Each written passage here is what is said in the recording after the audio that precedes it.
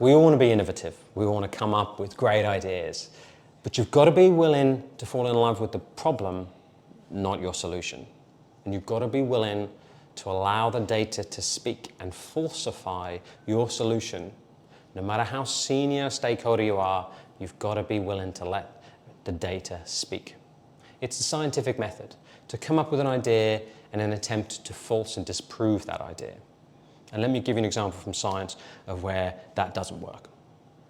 In 1846, a man called Ignaz Semmelweis took a job at Vienna Hospital. He was a Hungarian chap. And he noticed something really odd in the two childbirth wards. He noticed that in the first ward, run by nurses, the mortality rate was 2%.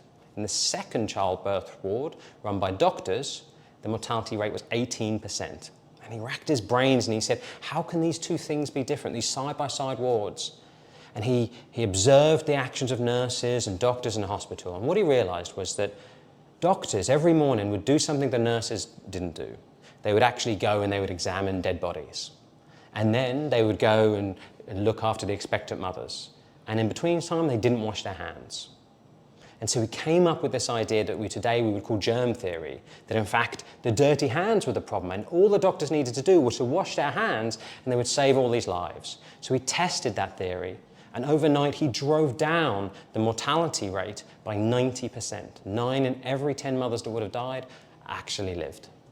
And he thought the data would speak for itself. He thought actually people would see this and they would immediately understand that doctors needed to wash their hands.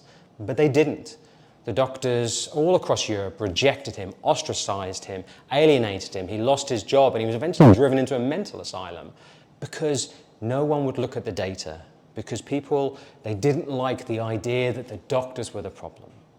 Kind people, they were doctors, intelligent people, they were doctors. But they fell in love with the solution, or they rejected the solution. They didn't fall in love with trying to solve the problem.